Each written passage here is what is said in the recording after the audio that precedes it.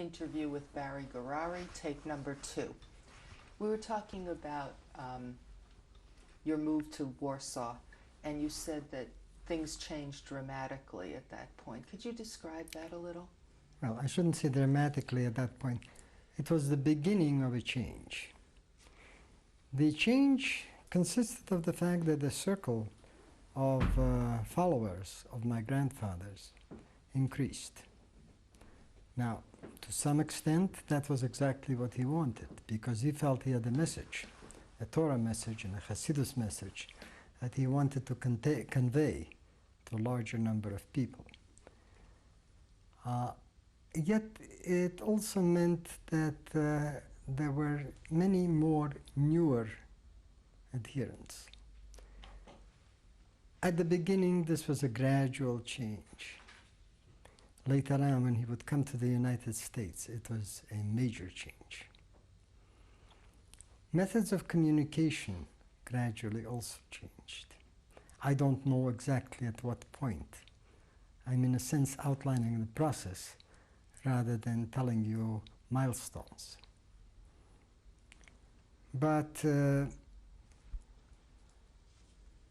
Rebbe generally there's 3 important functions that a Rebbe performs. There are many others, I'm sure. One is to convey the formal message of Hasidus. Those are formal lectures called ma'amarim in Hebrew, and they are regarded as God's voice speaking through the Rebbe. Secondly, there are talks, informal talks, in which the Rebbe recounts various events, puts his interpretation on them, and discusses things with his various followers. And then, of course, there is Yechidus, the one-on-one visit that that Hasidim make to the Rebbe in order to get advice. In the old days, the advice was in ways of worshipping the Almighty and improving one's moral condition, one's moral performance, if you will. As the years went on, this changed. People began to ask the Rebbe for advice in earthly matters. Now, in those days, my grandfather was beginning to suffer from his illness. As I said already, he had multiple sclerosis. And so he frequently needed help. And on days when or evenings when there would be Yechidus, I would often be available to him. So if he touched the little bell he had on his desk, I could hear it and come to him to provide whatever assistance he needed. It often ended up with me listening for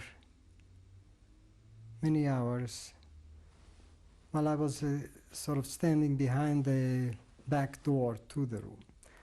I didn't listen so much to every detail, but I certainly got a very strong impression of the kind of discussions there were. And I heard about the various unfortunate circumstances in which people found themselves: illness, lack of income, problems of various sorts. Anti-Semitism was such a prevalent force that it influenced everything Jews did at the time. And that made a very strong impression on me at the time, I remember. Obviously, people who saw the Rebbe got a great deal of moral support from him. Advice, direction, moral support. And yet there was also another aspect to it. I remember that once my grandmother was considering things very carefully, Grandfather had told her that he had accumulated a substantial sum of money of his own, and he wanted to talk to her about what he should do. She probably wanted some things, what should be done with that and all that. Well, my grandmother considered it. She considered it very seriously, because rarely did grandfather have any substantial amounts of money. By the time she made up her mind, it turned out that grandfather had had a few visitors at Yechidus. Some of them had complained that they had no income, they didn't have money to marry off a daughter, other problems of this sort, they were ill. And grandfather would open his drawer, give this one some money, give that one some money. By the time grandmother had made up her mind, there was nothing to worry about. There was no money left. So in a sense, people got support, which was moral guidance, moral support, and within the possibilities, financial support from the Rebbe. What was your relationship like with him? With whom? With your grandfather, the Rebbe?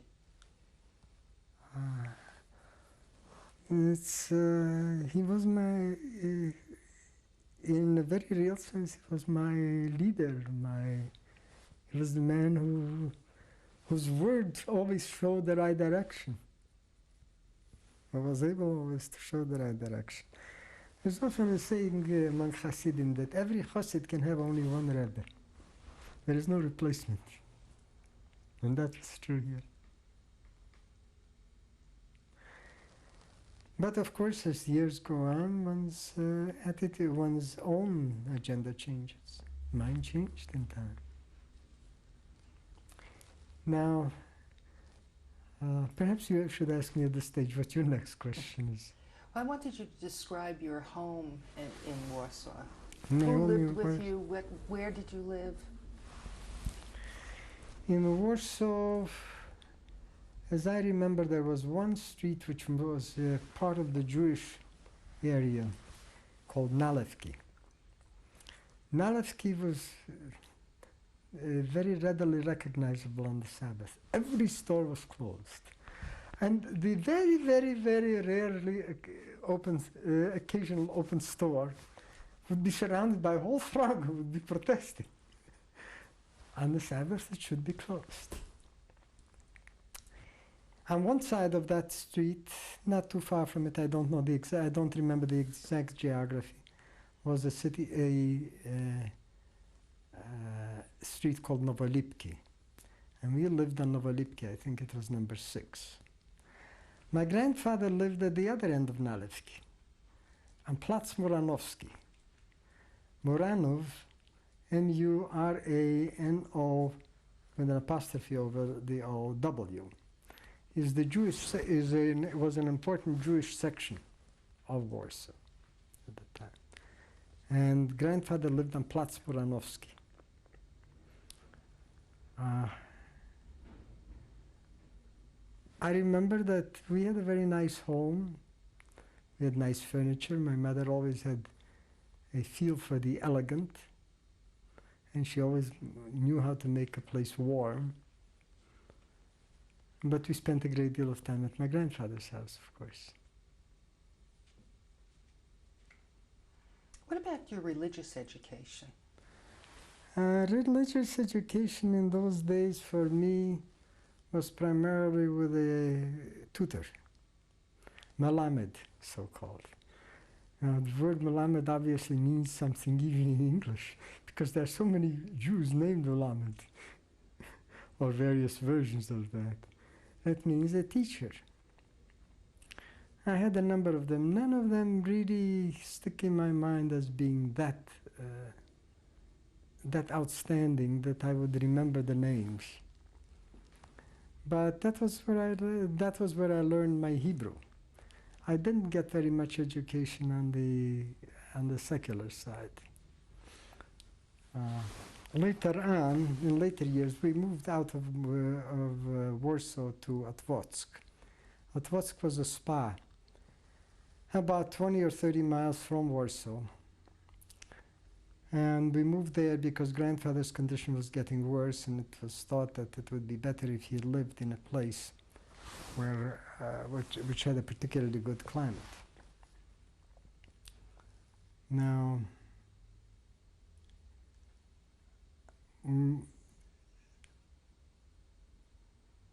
I'm sorry, you asked me a question. I was trying to answer it in a roundabout way. I was asking you about your education. My education, yes. Later on, when we moved to Otvotsk, I ended up going to the yeshiva. Again, I had a tutor. I was treated differently than the other kids were. Not always, by the way, to my advantage. In many ways, I wish I had been treated more like them. But I had a tutor, or in later years, somebody, a young man about my age, with whom we were just partners, in a sense, in the study. And so I studied there. Occasionally I had some tutoring in Russian. It didn't take.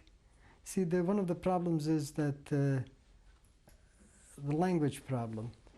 I started out in life speaking Russian because that was the language. And of course Yiddish, and of course the written Hebrew, because that's the language of the prayers. I continued in Latvia. I tried to learn Latvian. Latvian is a very unusual language. It's one of a group of only two such languages, the Baltic languages, which contain Latvian and Lithuanian. And by now I retain very few words in that language. I didn't learn that much of it because in the circle in which I was involved, Russian was still paramount, and so was Yiddish. There was no need for that language. We moved to Poland. In Poland I did learn Polish. I still remember a little bit of it here and there, because I also learned some of the Polish literature. But that was about the extent of my secular education. I should describe for you a little bit the yeshiva in Otvotsk. Now, what I'm jumping to is the period after the family left Warsaw and we now settled in Otvotsk. Otvotsk is spelled O-T-W-O-C-K, but the C is pronounced always as a T-Z in Polish. Otvotsk was a relatively smaller town. I mean, not Warsaw was, of course, the center of Poland. Otvotsk was probably, I would guess, about 20,000 people. It was primarily a spa for people who had tuberculosis. And the yeshiva moved there. I don't know why. I think it was a very bad decision from a health point of view. Tuberculosis is a highly contagious disease. In those days, there was no cure for it. And there was a lack of understanding also of how to avoid infection. But what happened was that the yeshiva ended up renting a house with a large tract of land around it. Actual space in the house was not that much. And so the dormitory consisted of beds stacked one next to the other, touching. Rarely was there a good passage. You often had to walk on one bed in order to get to the other one. There was no plumbing. There was very little water that was piped into the building. There was no water pressure available from the town. What had to be done was that the superintendent and his wife had to pump up the water manually into a tank on the roof. So obviously very small quantities of it were used. And you could see them working hard, maybe a total of 8 hours a day, pumping water. I'm talking about him 4 hours and her 4 hours. which is a back-breaking task, really. This was a big wheel, and you had to stand there and turn it. Turn it. The toilets were outhouses, smelly outhouses. There were no bathrooms. There was no facilities for washing, except for a mikveh, a ritual bath. In this kind of environment, it is no great surprise that there was a proliferation of bedbugs and lice. You could often sit at the table and study, and then you would see lice crawling on the clothes of people or on their hair. Not very pleasant. Those young people were undernourished. There wasn't enough of food. There was no money for food. I was one of the rich guys, you know. When I got home, I got food. They often didn't. They would get one warm meal. The one warm meal would consist of a plate of bouillon and maybe a little piece of chicken swimming in it. Very often the bouillon was mostly water. So that kind of a food, that kind of a life, and the presence of tubercular patients around led to frequent infections. And some of the people came down with it. And it was very, very rare that they completely recovered. Well, I'll probably be switching back and forth. What was your home like in Otzwatz? My grandfather, there was a large house that was owned by a broker, Mr. Berlin. He was a broker of some kind. I'm not sure what he brokered.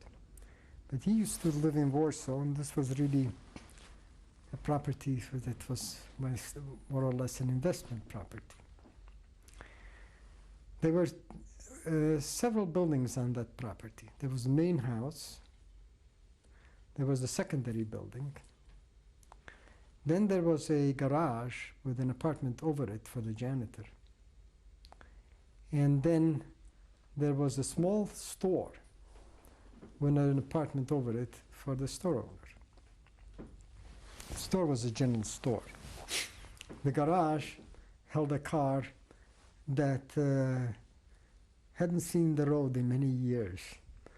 It was mostly a showpiece. But the large house had 4 apartments and a few spare rooms. The ground floor was my grandfather's. One half of it was his apartment. It consisted of a bedroom, a library, a dining room, a small porch, and a kitchen. It had 1 bathroom and 1 toilet. It also had a large veranda, probably 30 feet long, along the side of the house. Some of the pictures you see of my grandfather's of earlier years were taken on that veranda. Grandfather would often sit on it and work there. There was almost a mirror image of that on the other of that apartment on the other side.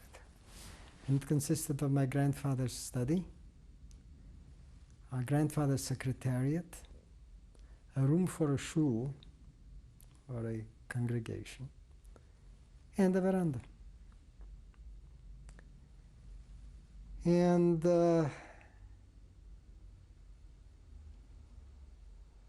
in addition to this, now that describes the lower floor where my grandfather lived. On the upper floor, there were 2 major apartments.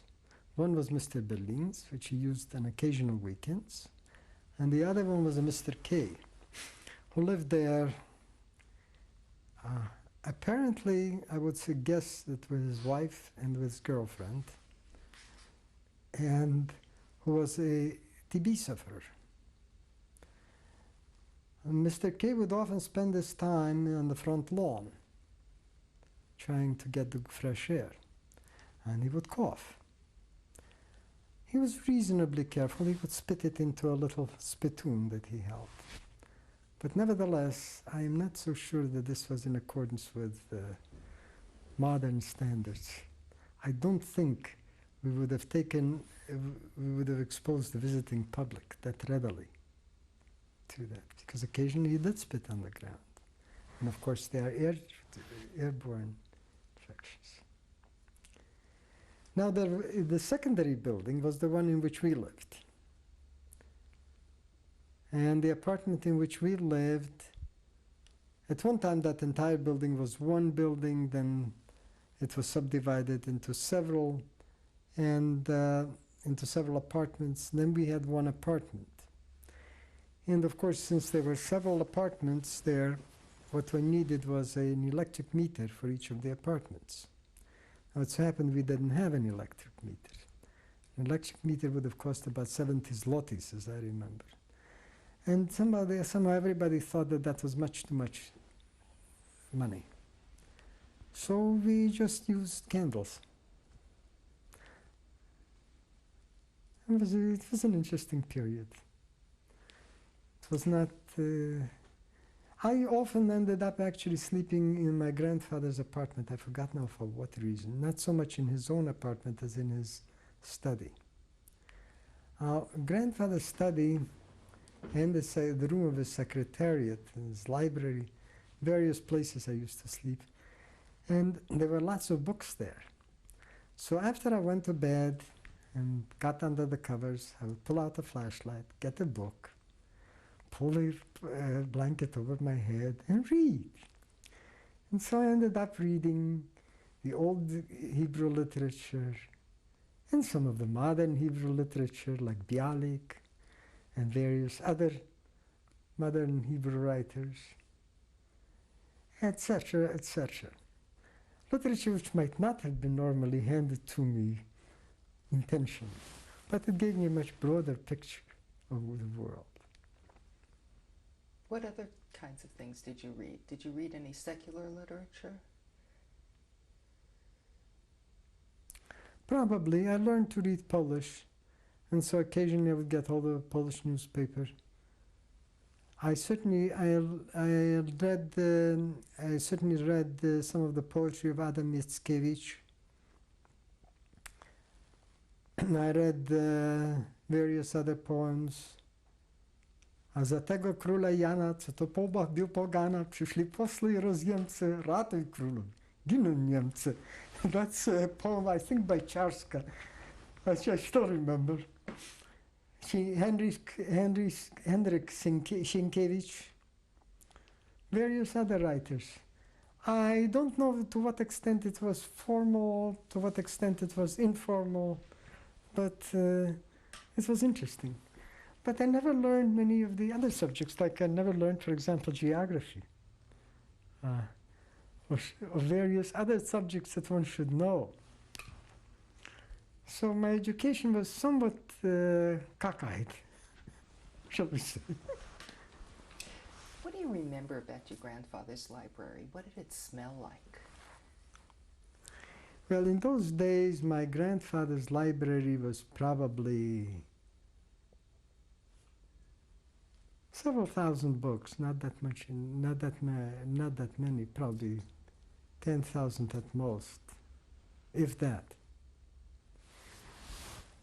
And it smelled, well, the very old books, of course, tend to be partly decayed, so they have an odor. The older they are, the more authoritative you might think they are. Grandfather also had other interests. He often liked to keep track of what opponents did. So I found in his library, for example, copies of the Bible written in Latin. So it's not the Hebrew Bible. Or copies of the Bible, I should say, excuse me, the Hebrew Bible translated into Latin, but with comments by various priests. So he could see which way things were going. he continued that particular interest, and his librarian secretary, his librarian private secretary, Chaim Lieberman, who managed to get to this country and lived to the age of about 100. So, but he used to bring him every Friday. He would bring grandfather a new box of books, and in his free time, grandfather would study it. Nothing pleased him more than reading. That was one of his great pleasures. I contracted that disease to some extent. So I also loved to read. What else did you enjoy as a young boy? Being bad. In what way? Well, in various little ways. But then there were more serious matters. Poland was a virulently anti-Semitic country. We lived at one end of Otwock. The yeshiva was at the other end. By the time I had to go, every day I had to go from home to the yeshiva and then back. Now there were two ways of going. Going on foot, which was what most people did, or going on a bicycle, which bad guys did. I managed to acquire a bicycle. The roads were mostly unpaved. There were a few paved streets. We were at the intersection, our house was at the intersection of ulica Bolesława Prusa. That's the name of a famous Polish poet. And ulica Doktora Cybulskiego. I don't know what his achievements were, but his street was not paved. So it was a sea of mud in the rainy season. As we would walk up Prusa, we would pass the pharmacy, which was in town. Then I had to take, I think, a right and then so on. And we would walk by the church. And almost invariably, when a Jewish boy walked by there, there would be a few rocks thrown his way. And I remember one day going there, and there was more than a few rocks thrown at me. One of them hit me in the glasses, penetrated my cheek. It was obviously sharp, and it was infuriating. It broke my glasses. Well, as I say, I had been a bad boy. When I would ride the bike, I needed protection against dogs. So what I did was to buy little a gun, which would be a pop gun. It would just make noise, but not have no bullets. I had two such guns. And one of them I had drilled through, so it could put a shot to something. I pulled out the wrong one, and I shot the guy who had thrown the rocks at me. Well, I got him in the neck. A Jew was not supposed to do those things. A Jew was supposed to turn tail and run in Poland. So what I did was very infuriating. There were quite a number of sermons. And there was a pogrom was in the making. After that, I was in hiding for a couple of weeks.